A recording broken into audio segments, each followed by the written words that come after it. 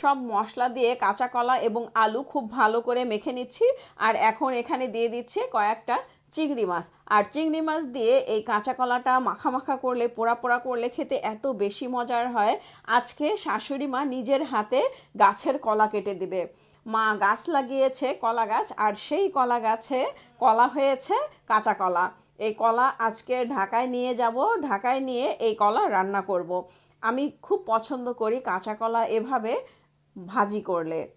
আর গ্রামের বাড়ির এই কাঁচা কলাটাই আমার কাছে বেশি পছন্দ, কারণ এই কাঁচা কলাতে একটুও কষ থাকে না, যার কারণে খেতে খুবই মজার হয়। কাঁচা কলা ধুয়ে পানি ঝরিয়ে নিয়েছি, একে একে সব মশলা দিয়ে দিলাম। হলুদ গুঁড়া 1 চামচ, মরিচের গুঁড়া 1 চামচ, ধনিয়া গুঁড়া 1 চামচ, রসুন বাটা 1 চামচ এবং জিরা বাটা 1 চামচ। লবণ দিয়েছি পরিমাণ মতো, পেঁয়াজ কুচি দিয়েছি এবং সরিষার তেল দিয়েছি, আর সয়াবিন তেল দিয়েছি খুব অল্প পরিমাণ। আর এইভাবে মশলা মেখে যদি কলাটা ভাজি করা হয় তাহলে খেতে অনেক বেশি মজার হয়। যারা কখনো খাননি একবার হলেও ট্রাই করবেন, ভীষণ মজার হয় এভাবে কাঁচা কলা ভাজি করলে, মশলা মেখে ভাজি করলে। এখন এখানে আরও কিছু চিংড়ি মাছ দিয়ে দিব, বড় সাইজের কিছু চিংড়ি মাছ এখানে দিয়ে দিলাম।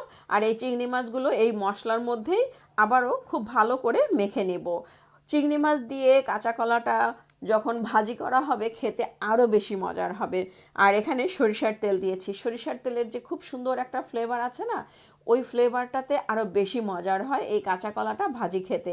গরম ভাতের সঙ্গে খুবই মজার। তো ম্যারিনেট করে রাখবো আমি 10 মিনিটের জন্য, এভাবে রেখে দেবো মশলা মেখে। যখন ফ্রাই প্যান গরম হয়ে যাবে, যেহেতু তেল দেওয়া, আমি আর এখানে তেল দিব না, তাহলে কিন্তু তেলের পরিমাণটা বেশি হয়ে যাবে। ফ্রাই প্যান গরম হওয়ার পরে আমি এখানে কলাগুলো দিয়ে দিলাম, আর এখন ঢাকনা দিয়ে ঢেকে দিব যাতে করে খুব ভালোভাবে সিদ্ধ হয়ে যায়, এপাশ ওপাশ হয়ে যাবে, খুব ভালোভাবে সিদ্ধ হয়ে যাবে। আর গ্রামের বাড়ির কাঁচা কলা খেতে খুবই মজার হয় এবং খুব দ্রুত হয়ে যায়, মানে খুব দ্রুত সিদ্ধ হয়ে যায় যেহেতু একদমই কচি কাঁচা কলা। এক পাশ হয়ে যাওয়ার পরে আমি উল্টিয়ে দিচ্ছি, মানে একটু নেড়ে চেড়ে দিচ্ছি যেন এ পাশটাও যেহেতু হয়ে গেছে অপর পাশটাও যেন খুব ভালোভাবে ভাজা হয়। আর এই কাঁচা কলাটা ভাজি করার সময় চুলার পাশ থেকে কিন্তু একদমই সরা যাবে না, তাহলে কিন্তু পুড়ে যেতে পারে।